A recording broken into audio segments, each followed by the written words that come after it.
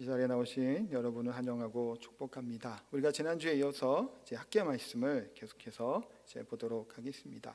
학계 앞부분 이제 배경이 한번 잠깐 말씀을 다시 드리면 바벨론에서 포로로 잡혀 있던 이들이 이제 돌아오게 됩니다. 돌아와서 이들이 했던 것은 이제 성전을 짓기 위해서 그런 처음에 열심을 가지고 이제 짓기를 시작을 합니다. 그런데 돌아온 예루살렘이 어떤가요? 그냥 뭐 황무지예요. 그리고 사마리아 사람들의 방해도 있죠. 그러다 보니까 그들이 어떤 마음이 들었던 건가요? 그냥 멈추고 싶은 겁니다. 그냥 상황이 좋아질 때까지 좀 기다리기로 결심을 하고 자기 집 짓고 하는데 이제 시간을 보내게 되죠. 그 시간이 몇 년이라 그랬죠? 15년이에요. 15년 동안 이렇게 지냈던 겁니다.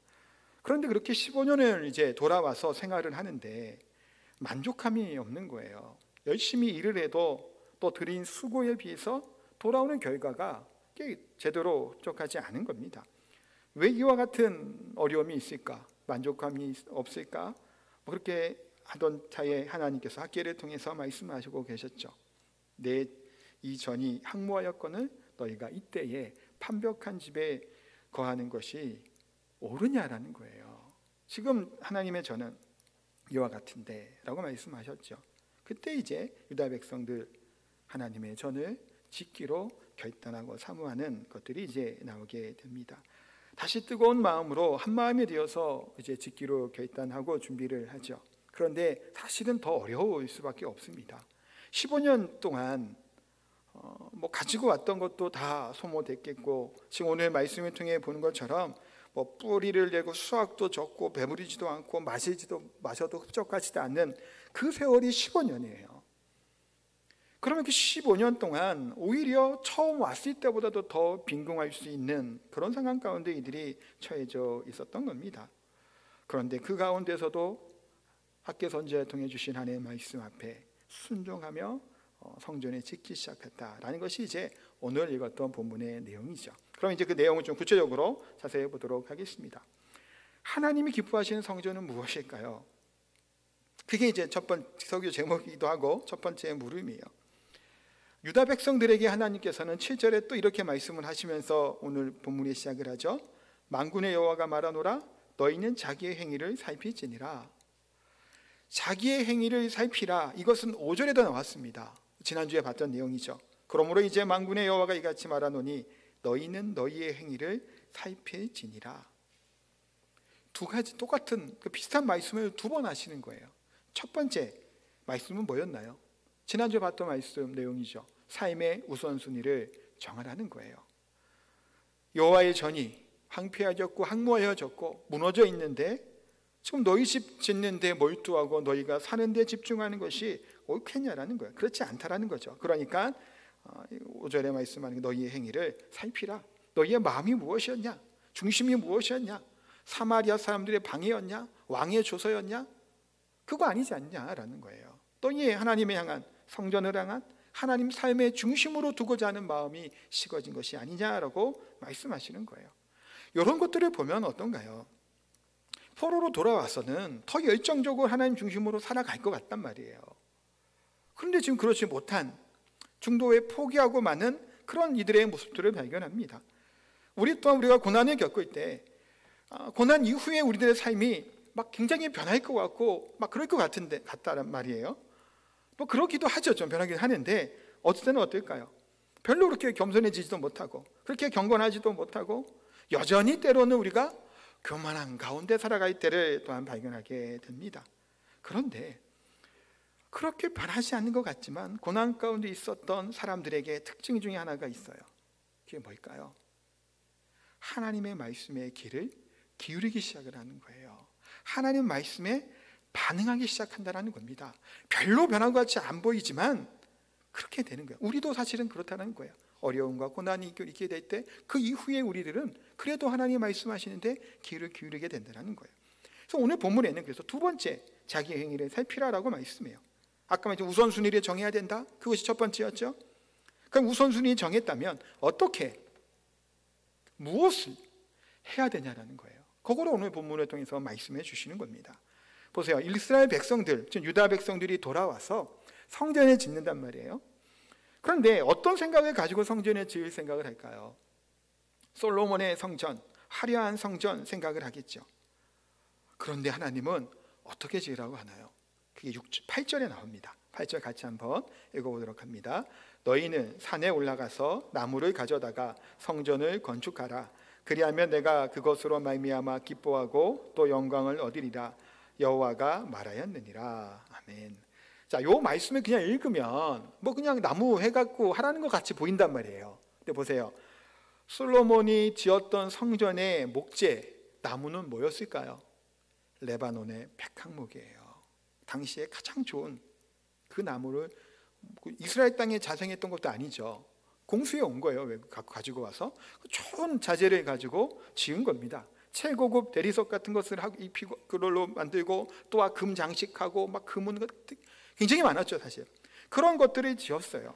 그런데 하나님께서는 이들에게 뭐라고 얘기하시나요? 그런 고급 재료로 성전을 지을 필요 없다라는 거예요. 그냥 평범한 나무들을 베어다가 집을 지으라. 자, 생각해 보세요. 평범한 나무들을 어디서 구할까요?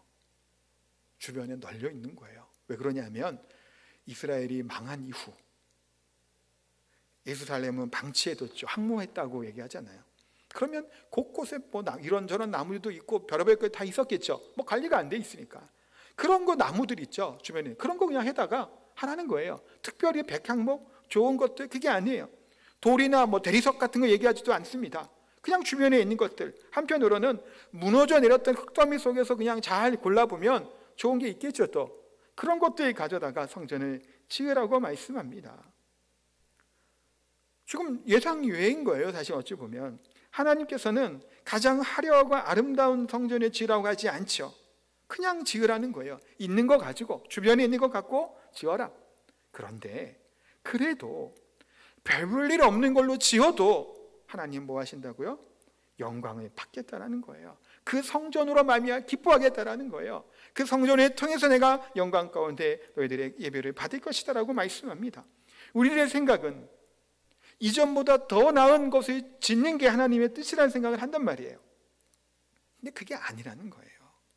지난주에 잠깐 말씀을 드렸지만 성전을 지으라고 하는 것이 다윗과 솔로몬 시대로 돌아가라는 얘기가 아니에요. 이 나라의 국력을 회복하라는 것도 아닙니다. 이스라엘의 나라가 약속의 메시아 오심을 기다리라는 거죠. 지금은 아닌 거예요. 아직은 이때가 아니에요. 진짜 해방되는 게 뭐였을까요? 지금 이들은 그런 생각도 한 거예요. 포로로 귀환하는 것이 온전한 해방이고 또 이게 됐다 생각하면 그게 아니었던 겁니다. 자, 우리가 복음서를 보고 있죠. 우리가 나이샘 큐티책도 마태복음이고 새벽에도 이제 그거 갖고 이제 말씀을 이제 전하고 있는데 수많은 유대 지도자들과 그 이스라엘 백성들의 오해가 있습니다. 예수님에 대해서. 그게 뭐였을까요? 메시아는 나라를 회복시켜 주는 사람으로 생각을 한 거예요. 이 회복이 무슨 나라일까요? 이 땅의 나라. 이 땅이라 하면 이스라엘을 얘기하는 거예요. 로마가 통치했던 그 나라가 로마를 몰아내고 다윗 왕과 같은 진정한 왕이 이 땅에 와서 새롭게 나라를 건설하는 것들이 이들은 고대했습니다. 그것이 이들이 메시아 대망 사상이라는 그들의 마음이었던 거예요. 그런데 예수님께서 이 땅에 오셔서 한 것은 뭔가요? 로마를 몰아내셨나요? 그런 거 아니었죠. 영적인 하나님 나라를 얘기했던 거예요. 근데 하물며 지금 학계 이 시대에 이들의 돌아옴이 무슨 의미일까 하는 거예요. 이게 정말 회복과 뭐 온전함이 아니죠. 뭘 준비하는 건가요? 이제 예수님이 오실 때를 준비하는 겁니다. 성령의 시대가 오게 될 때 선발 때처럼 먼저 와서 준비하고 예비할 것이 이들의 사명이었던 거예요. 성전은 반드시 필요하죠. 왜냐하면 이때가 예수님 오시기 전까지 성전에서 제사해야 됩니다. 예수님이 기다려야 된단 말이에요. 그러기에 솔로몬 성전처럼 화려할 필요가 없던 거예요. 이들이 감당도 못해요. 짓지도 못하죠. 돈이 얼마나 많이 들어갔나요? 우리가 다윗이 준비한 보면 어마어마해요. 들어간 비용도. 금방 못합니다. 또한 그렇게 지어놓는 것이 더 문제는 뭐냐면 과거의 회개가 아니에요. 그 옛 영광, 이 땅에 나오는 이스라엘 나라가 회복되는 것이 하나님의 뜻이 아니란 말이에요. 하나님의 나라, 예수 그리스도의 나라가 이 땅에 오는 것을 준비해야 되는 것이 누구라고요? 돌아왔던 포로기환의 이들의 사명이었다는 겁니다. 마찬가지로 때로는 하나님이 우리에게 주시는 사명이 있습니다. 이 시대 가운데, 이 지역 가운데, 교회들 가운데 주신 사명들이 있죠. 우리 학개서를 묵상하고 설교를 듣고 있다가 이런 생각을 할 수도 있어요. 하나님이 성전에 지으라고 하시는구나. 그래갖고 성전에 짓자. 물론 필요한 부분은 해야 되겠죠. 그렇지만 진짜 그 사명은 무엇인가를 발견할 때는 단순히 눈에 보이는 것만을 의미하는 것이 아니에요. 그것도 중요하죠. 그러나 더 깊은 의미들, 무엇을 하라는 걸까요? 하나님이 원하는 성전은 무엇이냐라는 거예요. 하나님의 기뻐하시는 것이 무엇인가를 발견하고 그 사명을 지키는 것이 중요하다는 겁니다. 이 세상에 교회가 참 많습니다. 저 교회는 저렇죠. 이 교회는 이렇어요. 때로는 얘기합니다. 이렇고 저렇고 하는데 왜 우리 교회는 안 하고 있지? 왜 이렇지? 라고 생각할 때가 있습니다. 물론 유익하고 바람직한 것들 하찮은 게 좋을 게 있어요. 물론. 그런데 교회마다 하나님이 요구하시는 그 교회의 사명이 다르다는 거예요. 모든 교회가 똑같은 것을 가지고 사역을 하지도 않습니다. 계시록을 보세요. 거기에 7교회가 나옵니다. 그 교회마다 하나님은 무엇을 말씀하셨나요? 예수님이 한 교회는 첫사랑을 회복하라 얘기하죠. 거짓 교훈을 물리쳐라는 얘기도 하십니다. 7교회만 그런가요? 서신서에 나오는 수많은 교회들이 등장을 합니다. 그 교회마다 똑같은 말씀을 해주던가요? 교회를 향해서? 아니죠. 교회의 처한 형편이나 상황에 따라 각기 다른 사명들이 그들 가운데 있다는 겁니다. 예루살렘 교회의 사명이 뭐였나요? 이방인 전도 선교였나요? 아니었죠. 예루살렘 교회는 유대인 중심으로 했던 교회입니다. 안디옥 교회의 사명은 무엇이었나요? 이방인의 복음을 전하는 선교적인 사명이 있었던 것이 안디옥 교회였죠. 베드로의 사명이 달랐고 바울의 사명이 다릅니다. 무엇이 더 중요하냐 안 중요한 문제가 아니라 주신 사명과 그것들이 분명히 달랐다는 거예요. 우리에게 주시는 사명이 무엇일까? 지금 이때 우리들의 예배가 회복돼야 되겠죠. 또 예수님이 말씀하셨던 복음의 사역들, 가르치고 전파하는 사명을 감당해야 돼요. 또한 특별히 우리 교회 가운데 말씀의 중심이 되는 삶을 살아야 됩니다. 말씀으로 살아가고 순종하는 삶을 살 수 있어야 되겠죠. 적은 믿음이고 작은 믿음이 있고 성경의 지식이 있지라도 그걸 실천하고 살아가는 것, 그래서 성도들과 이웃에게 칭찬받는, 존경받는 능력 있는 그리스도인이 되어야 될 줄 압니다. 이 사명이 있어요. 그러기 위해 교육하고 가르쳐야 돼요. 뗄 수가 없죠. 선교하는 일, 모든 교회의 사명이라고 생각하지만 특별히 우리 교회가 이와 같은 가르치고 전파하는 일에 마음을 모으고 힘을 쓰기를 소망합니다. 이런 사명들이 각자의 교회에게 있다는 거예요. 또한 두 번째 생각해보면 뭘 거냐면 이들에게 고난이 임하게 됐습니다. 10절, 9절부터 하면 그 얘기들이 쭉 나오죠. 고난이 임하게 됐던 거예요. 궁핍한 이유에 대해서 얘기를 합니다. 9절에 이렇게 시작을 해요. 너희가 많은 것을 받았으나 도리어 적었고 너희가 그것을 집으로 가져갔으나 내가 불어버렸느니라. 나 만군의 여호와가 말하노라. 이것이 무슨 까닭이냐? 내 집은 황폐하였을 때 너희는 각기 자기의 집을 짓기 위하여 빨랐습니다. 반복해서 하시는 말씀이죠. 앞에 얘기했던 것처럼 많은 수고를 했지만 막상 얻어지는 것이 없었다라는 겁니다. 씨를 뿌렸는데 추수할 때 소출을 충분히 얻지 못하는 거예요. 막상 먹을 것이 없습니다. 그 이유는 알 수 없죠. 근데 신앙과 관계가 있다는 것, 그것을 돌아볼 수 있어야 됩니다. 때로는 노력에 비해서 형편없는 결과를 얻을 때가 있습니다. 왜 그럴까요? 하나님의 관계를 돌아봐야 돼요. 재검토해 봐야 된단 말이에요. 내 뜻대로 되지 않도록 하나님이 때로는 붙잡으실 수 있죠. 못 가게. 그렇기 때문에 그런 생각을 해봐야 돼요. 그러니까 이게 사실은 양쪽 끝단은 같이 하면 안 돼요. 뭐냐 하면 모든 게 다 그래서 내가 쟤 때문이다 라고 생각하는 또 부사분들이 있어요. 다 쟤 때문이래. 아픈 것도 쟤 때문이고 문제된 것도 쟤 때문이고 뭐 다 쟤 때문이라고 하면 안 되죠. 그렇게 극단하면 안 돼요. 그런데 그런 아무 문제는 뭐냐면 아무런 문제의식 없이 사는 것도 문제예요. 뭔가 일이 터졌어요. 상황이 됐단 말이에요. 내가 노력한 만큼 뭐가 안 들어와요. 뭐가 자꾸 일이 꼬여요. 회사에서나 가정에서나 자녀들이. 그러면 하나님이 원하시는 것이 무엇인가를 돌아봐야 돼요. 이게 죄의 문제인지 내가 잘못한 게 문제인지 아니면 또 하나님의 뜻이 있는 것인지 분별하고 돌아볼 필요가 있다는 겁니다. 10절 11절에 그 얘기가 나와요. 하늘에 이슬이 그치고 땅에 산물이 그치고 뭐 곡식과 포도주, 그런 좀 재앙이 지금 임하게 된 거예요. 그런데 잘 생각해 보세요. 유다 백성들이 뭔 큰 죄를 그렇게 졌나요?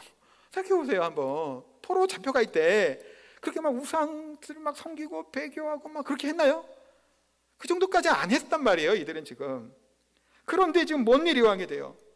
그냥 이 지역 자체가 지금 이들만 못 먹는 게 아니잖아요. 이런 한재가 오고 막 태풍이 불고 가축들도 다 이제 안대 생기고 막 그런 일이 벌어진다면 이런 것들 일어난단 말이에요. 근데 이것을 통해서 우리가 뭘 발견할 수 있냐 하면 그리스도인이라고 하는 하나님의 사람들이 얼마나 중요한 가치를 지니냐는 것을 발견해요. 이게 뭔 얘기냐면 우리가 어떤 삶을 사냐에 따라 우리들을 통해서 때로는 재앙이 임하기도 해요. 우리 주변에도. 또 우리가 어떻게 사냐에 따라서 우리를 통해 하나님의 축복의 통로 역할을 할 때가 있죠. 한 예로 한 나라의 지도자가, 대통령이 좀 잘못된 길로 가면 온 나라가 어떻게 되나요? 다 힘들어집니다. 과거에 이스라엘의 왕들이 특히 더 문제였죠. 유다의 왕도 마찬가지였고, 지도자의 문제가 전체의 그런 백성들이나 그 성도들의 문제를 일으켰던 것을, 어려움을 겪은 것을 보게 됩니다. 가정에서도 마찬가지죠. 가장이 제대로 하지 않고 방탕하게 생활하고 가정을 돌보지 않으면 가족들이 다 힘들죠. 아내도 마찬가지입니다. 어떠한 형편이 있든지 간에 그런 상황이 있는 사람이, 지도자들이 누가 문제가 생기면 다 같이 고통을 받는 것을 우리가 보게 돼요. 근데 반대로 우리들이 하나님 앞에 축복의 통로가 된 경우들이 있단 말이에요. 그 구약에 어떤 얘기를 들어볼 수 있을까요? 전 요셉을 예를 들어보고 싶어요. 요셉이 노예 생활을 하면서 보디발의 집에서 생활을 했습니다. 근데 보디발이 뭔 잘한 게 있다고 하나님이 보디발의 집에 이렇게 복을 주셨을까요? 누구 때문이죠? 요셉 때문이에요. 보디발이 뭐 한 게 있나요? 하나님을 경외했나요? 아니에요. 신실했나요? 아니에요. 도덕적으로 완벽했나요? 아니에요. 아무것도 아니에요. 그 사람은 요셉 때문이에요. 애굽이 뭔 잘한 게 있다고 그런 흉년을 피해갔을까요? 그건 애굽만이 아니에요. 그 지역 자체에 큰 흉년이 들었던 거예요. 그때 애굽이 뭘 잘했나요? 누구 때문에 그것이 되는? 요셉 때문이고, 요셉을 포함한 이스라엘 백성들, 야곱의 그 가족들 때문에 하나님이 애굽 그 땅에도 복을 주시고 이 어려운 기근을 헤쳐나갈 수 있는 지혜를 그 가운데 주셨다는 겁니다. 그만큼 우리들 하나님의 사람들은 가치 있는 존재들이죠. 그러기에 우리는 깊이 우리가 스스로를 묵상할 필요가 있어요. 기도할 때도 자신에게 돌아봐야죠. 나는 어떠한 사람인가? 하나님이 나를 통해 원하시는 것이 무엇인가? 내가 지금 하는 행동들은 어떠한가? 내가 하는 말은 어떠한가? 내가 이것이 옳은 것인가? 하나님이 기뻐하시는 것인가? 도대체 이게 그런 묵상함이 꾸준히 있어야 돼요. 기도하러 와서도 마찬가지입니다. 그냥 주저리 그냥 주십시오 하다가 집에 가면 안 돼요. 기도하러 와서도 깊이 말씀을 돌아보고 내 자신을 보는 거예요. 내가 하나님 앞에 어떤 존재로 쓰고 있는지, 내가 하나님 앞에 어떤 삶을 살고 있는지, 하나님의 영광 가운데 살아가고 있는지를 돌아봐야 된다는 겁니다. 우리는 보잘것 없는 존재가 아니에요. 우리 하나 때문에, 한 명 때문에 이 지역이 변할 수 있는 거예요. 한 사람 때문에 이 지역에 때로는 재앙이 임할 수도 있는 거예요. 그런 하나님 앞에 우리는 특별한 존재라는 거예요. 하나님의 거룩한 백성이라는 사실을 꼭 기억하시기 바랍니다. 그러기에 때로는 고난이, 어려움이 우리를 변화시키시고 새롭게 하시는 것을 발견합니다. 근데 그것을 통해서 이들이 어떻게 변했을까요? 말씀 앞에 순종하는 거예요. 처음에 잠깐 그 얘기 드렸잖아요. 학계 선지자를 통해 주시는 말씀 때 유다 지도자들과 백성들이 어떤 반응을 하냐면 12절 볼까요? 12절 같이 한번 읽어보겠습니다. 스하이디엘의 아들 스룹바벨과 여호사닥의 아들 대제사장 여호수아와 남은 모든 백성이 그들의 하나님 여호와의 목소리와 선지자 학계의 말을 들었으니 이는 그들의 하나님 여호와께 그를 보내셨습니다. 백성이 다 여호와를 경외하며. 아멘. 지금 이들이 어떤 반응을 하나요? 듣는 거예요. 이제는 70년 동안 고생한 후 달라진 점이 무엇이냐? 이 부분이라는 겁니다. 겉으로 볼 때는 별로 달라진 게 없어 보이잖아요. 똑같이 뭐 그냥 또 책망도 듣기도 하고 뭐 이제 성전 지어야 되는데 중간에 포기하기도 하고 뭐 그런데 하나님께서 선포해 주신 말씀에 귀를 기울이고 고개를 숙이기 시작했다는 거예요. 그래서 어떤 분들은 이렇게 얘기를 하시더라고요. 고난을 겪지 않은 성도들은 하나님 말씀을 예사로 듣는다라는 거예요. 잔소리로 듣는다라는 거예요. 설교하는 분이 목사 교회자들이 설교를 할 때 오늘 왜 이런 소리 자꾸 하냐고 한다라는 거예요. 내가 안 그래도 힘들어 죽겠는데 교회 와서 자꾸 이런 소리까지 들어야 되냐라고 여긴다라는 겁니다. 왜 이렇게 치는 설교를 하냐? 왜 이렇게 괴로운 설교를 하냐? 나들하고 이 얘기하나? 나한테 무슨 감정이 있나? 그런 저런 생각들을 한다는 거예요. 그런데 보세요, 우리가 하나님께서 하나님의 일들을 말씀을 하실 때 어떤 누구를 통해 얘기하시나요? 때로는 하나님의 사람을 통해서 말씀하시는 거죠. 하나님의 일들, 하나님의 사람을 통해 때로는 말씀하시는 거예요. 그렇기 때문에 인간의 말로 간단하게 넘어갈 일은 때로는 아니라는 겁니다. 그렇게 하나님의 말씀을 통해 말씀하실 때 이런 자세로 하는 것이 유익하다라고 이제 얘기들을 하더라고요. 뭐냐 하면 내 믿음이 너무 부족하기 때문에 원래 하나님이 나에게 하시려고 하는 말씀은 이만큼인데 지금 이제 강단에서 말씀하는 건 요거밖에 얘기 못 하시는구나. 나는 더 크게 들어야 되는데 지금 이제 목사님을 통해서 하는 것은 요거밖에 말씀 안 해주시는구나 라는 자세가 중요하다는 말이에요. 뭔 얘기일까요?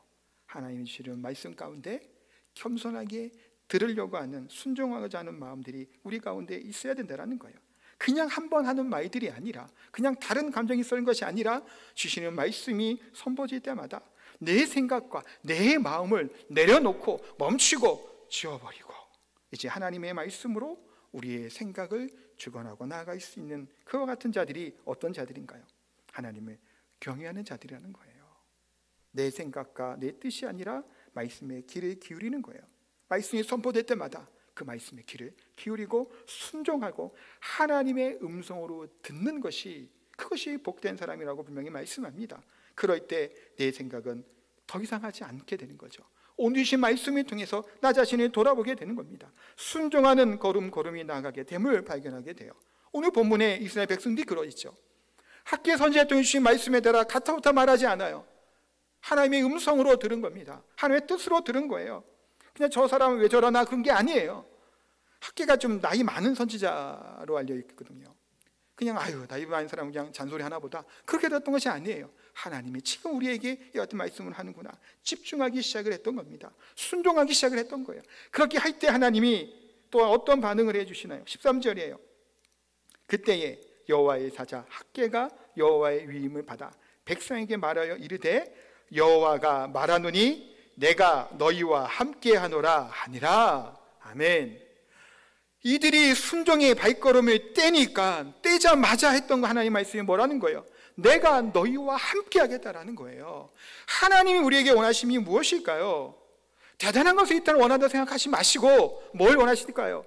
하나님 앞에 한 걸음 떼는 거예요. 그쪽으로 나아가는 겁니다. 그럴 때 하나님은 내가 너와 함께하고 내가 너에게 힘을 주겠다고 분명히 말씀하시는 거예요. 작은 능력을 가졌어도 괜찮다라는 거예요. 오늘 얘기하고 있는 성전이 어떻게 지어지게 되나요? 그냥 아무나 쓰는 겁니다. 항무지나 폐허에 있었던 돌들을 해다가 그냥 세워놓는 거예요. 대단한 것을 요구하지 않아요.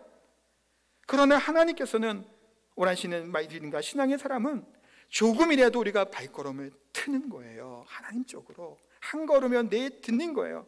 그럴 때 하나님이 어떻게 이들에게 또 역사하셨을까요? 14, 15절이 쭉 이어지죠. 여호와께서 스라엘의 아들 유다 총독 스룹바벨의 마음과 여호와 사닥의 아들 대제사장 여호수아의 마음과 남은 바 모든 백성의 마음을 어떻게 한다고요? 감동시키심에. 아멘. 그들의 마음에 감동을 주신 거예요. 성령의 충만한 성령의 감동을 그에게 부어주신 겁니다. 그들의 마음 가운데 이제는 자신들의 생각과 또 자신들의 지혜와 자신들의 우선순위에 정했던 이들의 마음이 다 고쳐지게 되는 거예요. 하나님 중심의 삶으로 이들을 바꾸어 주셨다는 겁니다. 하나님의 뜻대로 하나님 원하시는 대로 순종의 사람으로 바꾸어 주심을 발견하게 됩니다. 사랑하는 성도 여러분, 유다 백성들이 겪었던 어려움들, 고통들, 농사도 안 되고 가축도 안 되고 가족도 안 되고 집도 잘 안 되는 그런 모든 것이 뭐 때문이었나요? 하나님이 어려움을 때로는 주셨죠. 그런데 이들의 그것을 통해서 이와 같이 오늘 본문에서처럼 이들이 한 마음으로 하나님께 나아가고 그들이 하나님의 말씀에 귀를 기울이는 자세의 모습으로 나아가게 하셨다는 겁니다. 우리 인간들은 편안하면, 아무런 일들이 없으면 은혜를 구하지 않는 그런 연약함이 우리에게 있어요. 가난한 자는 복이 있다고 말씀하죠. 애통하는 자는 복이 있다고 얘기합니다.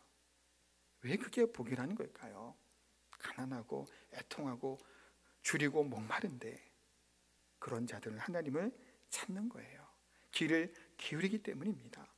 사람은 편할 때에서 은혜를 간구하지 않죠. 때로는 그래서 하나님께서도 우리를 실패하게 하시기도 하고 좌절을 겪기도 하시고 또 어려움을 겪게도 사실 하게 만들어 놓으시기도 합니다. 그러나 결국은 신실하신 하나님이 은혜를 주시고 충만한 성령의 은혜를 부어주실 줄 믿습니다. 사랑하는 성도 여러분, 왜 오늘날에 이런 교회들이 어려워졌을까요? 물론 코로나 때문이라고 얘기를 하죠. 왜 코로나가, 이 어려움이 온 세계를 뒤덮었을까? 한편 우리가 돌아봐야 됩니다.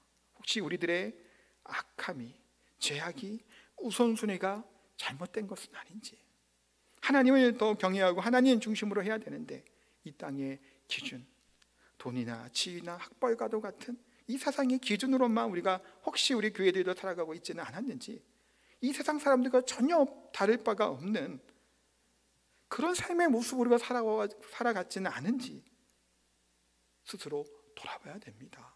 그냥 우연히 재앙이, 이런 일이 일어났다고 보세요? 아니죠. 참새 한 마리도, 머리털 하나도 다 세신받으신 분이 누구라고 얘기해요? 하나님이라고 얘기하십니다. 하나님은 온 우주를 주관하시는 전능하신 하나님이고 섭리하신 하나님이신 줄 믿습니다. 그러기에 우리 사랑하는 성도 여러분, 하나님의 기뻐하시는 성전을 세워나가기를 소망합니다. 우리에게 주신 하나님이 주시는 사명들, 그것을 발견해야 돼요. 우리에게 주시는 소망들이 있고 충만함들이 있죠. 우리가 다시금 교회를 세워나가는데 마음을 모아야 됩니다. 무너졌던 것을 회복시켜 나가야죠.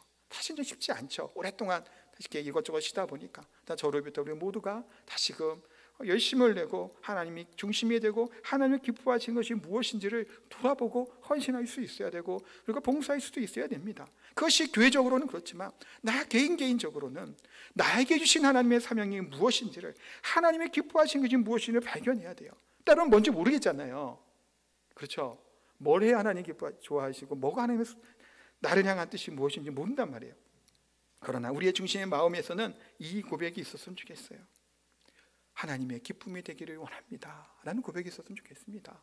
무엇을 하든 어떤 것을 하든 간에 하나님의 영광이 되고 기쁨이 된다면 그 기쁨대로 살아가기를 소망합니다 라고 기도하며 말씀 가운데 나아가는 저희 성도님 다 되시기를 예수님의 이름으로 축복하고 기도합니다. 우리 찬양하겠습니다. 나 주님의 기쁨 되기 원하네. 우리 찬양하겠습니다.